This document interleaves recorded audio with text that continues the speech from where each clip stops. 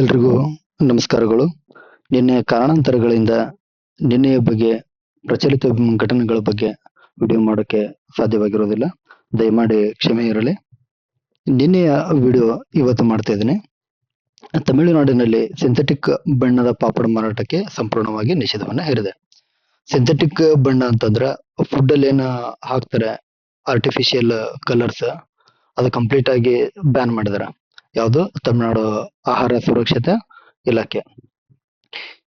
ಈ ಪಾಪಡ್ಗಳಿಂದ ಯಾವುದೇನು ಕೃತಕ ಬಣ್ಣವನ್ನು ಬಳಸಿ ತಯಾರು ಮಾಡಿರ್ತಕ್ಕಂಥ ಪಾಪಡ್ಗಳ ಸೇವನೆಯಿಂದ ಏನಾಗುತ್ತೆ, ಮಾನವನ ದೇಹದ ಮೇಲೆ ತುಂಬಾ ದುಷ್ಪರಿಣಾಮಗಳು ಉಂಟಾಗಿರೋ ಕಾರಣಕ್ಕೆ ಸಂಪೂರ್ಣವಾಗಿ ಕಲರ್ಸ್ ಏನು ಹಾಕಿ ಮಾಡತಕ್ಕಂಥ ಬಣ್ಣ ಪಾಪಡ್ಗಳು ಸಂಪೂರ್ಣವಾಗಿ ನಿಷೇಧವನ್ನು ಹೇರಿದ್ದಾರೆ.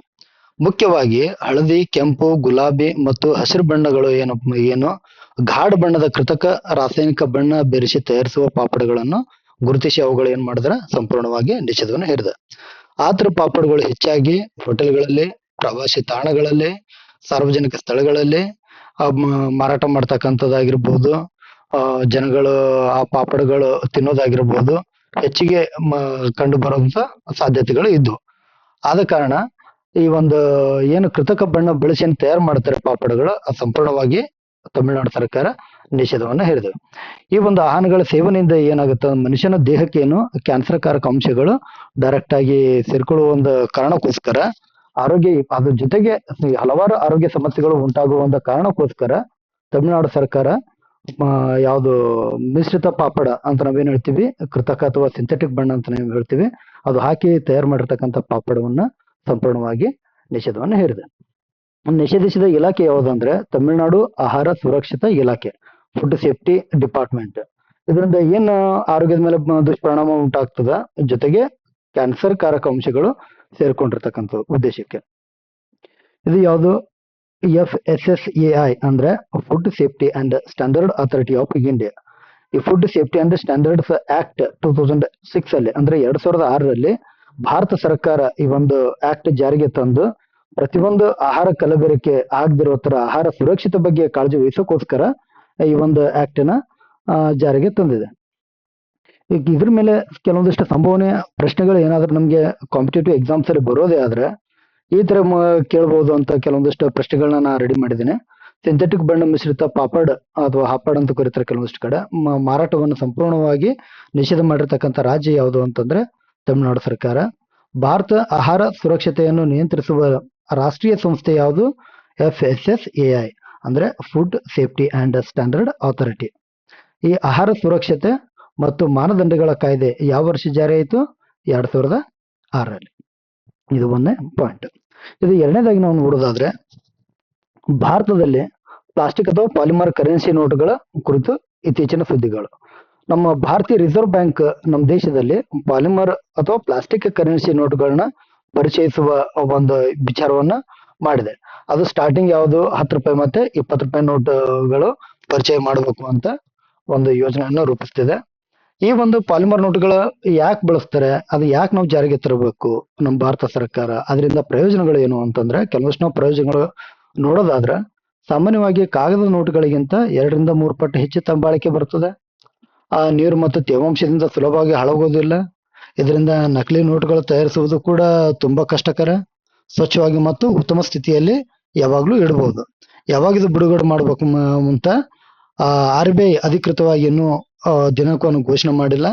ಇದ್ರಾಗಿ ನಾವು ನೆನ್ಪಿಟ್ಕೊಳ್ತಕ್ಕಂಥ ಪಾಯಿಂಟ್ಸ್ ಯಾವ್ದಂದ್ರೆ ಪಾಲಿಮರ್ ಕರೆನ್ಸಿ ಅಥವಾ ಪ್ಲಾಸ್ಟಿಕ್ ಕರೆನ್ಸಿ ಅಂತ ನಾವು ಹೇಳ್ಬೋದು. ಇದರ ಉದ್ದೇಶ ಏನು? ಹೆಚ್ಚು ಬಾಳಿಕೆ, ಉತ್ತಮ ಭದ್ರತೆ, ನಕಲಿ ನೋಟು ನಿಯಂತ್ರಣ, ಅಧಿಕೃತ ಜಾರಿಗೆ ಇನ್ನು ಯಾವುದೇ ರೀತಿಯಲ್ಲಿ ದಿನಾಂಕ ಪ್ರಕಟವಾಗಿರುವುದಿಲ್ಲ. ಇದರ ಉದ್ದೇಶ ಏನು? ಹೆಚ್ಚು ಬಾಳಿಕೆ, ಉತ್ತಮ ಭದ್ರತೆ, ನಕಲಿ ನೋಟು ನಿಯಂತ್ರಣ. ಇದಕ್ಕಿಂತ ಮುಂಚೆ ಈ ಪ್ರಪಂಚದಲ್ಲಿ ಕೆಲವೊಂದಿಷ್ಟು ದೇಶಗಳು ಪಾಲಿಮರ್ ಕರೆನ್ಸಿ ನೋಟುಗಳೇನಪ್ಪಾ ಅಂದ್ರೆ ಚಲಾವಣೆಯಲ್ಲಿವೆ. ಅವು ಯಾವ ದೇಶದಲ್ಲಿ ಅಂದ್ರೆ ಒಂದು ಆಸ್ಟ್ರೇಲಿಯಾ, ಕೆನಡಾ, UK ಸೇರಿದಂತೆ ಇದೇ ತರ ಎಷ್ಟೋ ಒಂದು ದೇಶಗಳಲ್ಲಿ ಪಾಲಿಮರ್ ಅಥವಾ ನಾವು ಕರೆನ್ಸಿ ಪ್ಲಾಸ್ಟಿಕ್ ನೋಟ್ ಅಂತ ಏನ್ ಹೇಳ್ತೀವಿ ಅಲ್ಲಿ ಆಲ್ರೆಡಿ ಚಲಾವಣೆ ಇದೆ. ಅದ್ರ ಮುಂದಿನ ಒಂದು ಪಾಯಿಂಟ್ ನೋಡೋದಾದ್ರೆ ಕರ್ನಾಟಕದಲ್ಲಿ 1642 ಸರ್ಕಾರಿ ಪ್ರೌಢಶಾಲೆಗಳಿಗೆ AI ಕಲಿಕೆಯನ್ನ ಜಾರಿಗೆ ತರಬೇಕು ಅಂತ ಕರ್ನಾಟಕ ಸರ್ಕಾರ ಯೋಚನೆ ಮಾಡ್ತಿದೆ. ಮೊದಲನೇ ಹಂತವಾಗಿ ಕರ್ನಾಟಕ ಸರ್ಕಾರ 1642 ಸರ್ಕಾರಿ ಪ್ರೌಢಶಾಲೆಗಳಲ್ಲಿ ಆರ್ಟಿಫಿಷಿಯಲ್ ಇಂಟೆಲಿಜೆನ್ಸ್ ಅಥವಾ ಕೃತಕ ಬುದ್ಧಿಮತ್ತೆ ಅಂತ ಕರಿತೀವಿ, ಅದೇನೋ AI ವಿಷಯವನ್ನು ಪರಿಚಯಿಸುತ್ತದೆ. ಇದ್ರ ಉದ್ದೇಶ ಏನು ಹಾಗಿದ್ರೆ?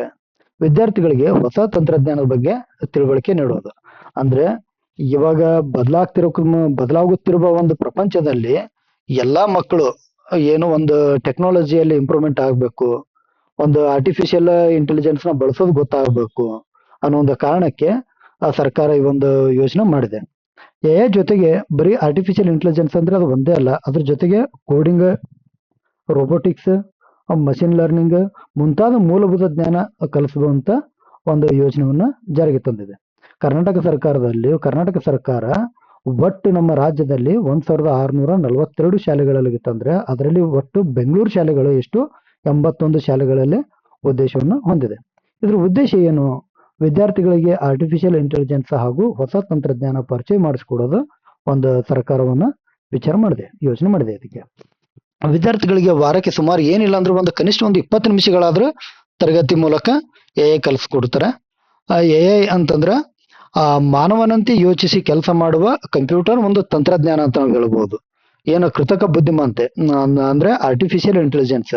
ಆ ಇಂಟೆಲಿಜೆನ್ಸ್ ಹೆಂಗಿರ್ತದ ಅಂದ್ರೆ ಮನುಷ್ಯ ಯಾವ ತರ ಮುಂದೆ ಯೋಚನೆ ಮಾಡಿ ಒಂದು ಪ್ರಶ್ನೆಗೆ ಉತ್ತರ ಕೊಡ್ತಾನೆ, ಅದೇ ತರ ಒಂದು ಮಷಿನ್ದಲ್ಲಿ ಅಂದ್ರೆ ಒಂದು ತಂತ್ರಜ್ಞಾನವನ್ನು ಕಂಡಿಡಿದು ಕಂಪ್ಯೂಟರ್ ಮೂಲಕ ಯೋಚಿಸಿ ಮಾನವನ ತರ ಯೋಚಿಸಿ ಅದೊಂದು ಕೆಲಸ ಮಾಡುತ್ತೆ. ಆ ಉದಾಹರಣೆಗಳು ಯಾವ ಅಂತಂದ್ರೆ ಇವಾಗ ಇರುವ ಒಂದು ಚಾಟ್ GPT ಆಗಿರ್ಬೋದು, ಗೂಗಲ್ ಅಸಿಸ್ಟೆಂಟ್ ಆಗಿರ್ಬೋದು, ಸಿರಿ ಆಗಿರ್ಬೋದು, ಫೇಸ್ ಅನ್ಲಾಕ್ ಆಗಿರ್ಬೋದು, ಇವೆಲ್ಲ ಏನು ಆರ್ಟಿಫಿಷಿಯಲ್ ಇಂಟೆಲಿಜೆನ್ಸ್ ಬೇಸಿಸ್ ಮೇಲೆ ಇವೆಲ್ಲ ಕೆಲಸ ಮಾಡ್ತವೆ. ನೆಕ್ಸ್ಟ್ ನಾವು ಪಾಯಿಂಟ್ ನೋಡೋದಾದ್ರೆ ವಿಕ್ರಮ್-1 ರಾಕೆಟ್ ಉಡಾವಣೆ ಕುರಿತು ಭಾರತದಲ್ಲಿ ಅತ್ಯಂತ ಮಹತ್ವದ ಸಾಧನೆ. ಯಾಕೆ ಇದೊಂದು ವಿಕ್ರಮ್-1 ಅಂದ್ರೆ ಏನ? ಭಾರತದ ಖಾಸಗಿ ಬಾಹ್ಯಾಕಾಶ ಸಂಸ್ಥೆಯಾದ ಸ್ಕೈರೂಟ್ ಏರೋಸ್ಪೇಸ್ ಅಭಿವೃದ್ಧಿಪಡಿಸಿದ ಒಂದು ರಾಕೆಟ್. ಇದು ಆರ್ಬಿಟಲ್ ರಾಕೆಟ್ ಅಥವಾ ಕಕ್ಷೆಗೆ ಉಪಗ್ರಹಗಳನ್ನು ಕೊಂಡೊಯ್ಯುವ ಭಾರತದ ಮೊದಲ ಖಾಸಗಿ ರಾಕೆಟ್ ಆಗಿದೆ. ಇದ್ರ ಬಗ್ಗೆ ಪ್ರಮುಖವಾಗಿ ನಾವು ಕೆಲವೊಂದಿಷ್ಟು ಪಾಯಿಂಟ್ಸ್ ನಾವು ನೋಡೋದಾದ್ರೆ ಪರೀಕ್ಷೆ ದೃಷ್ಟಿಯಿಂದ ಇದು ಉಡಾವಣೆ ಯಾವಾಗಾಯ್ತು? 18 ಜುಲೈ 2026. ಯಾವ ಸ್ಥಳದಿಂದ ಉಡಾವಣೆ ಆಗಿದೆ ಅಂದ್ರೆ ಸತೀಶ್ ಧವನ್ ಬಾಹ್ಯಾಕಾಶ ಕೇಂದ್ರ, ಶ್ರೀಹರಿಕೋಟ.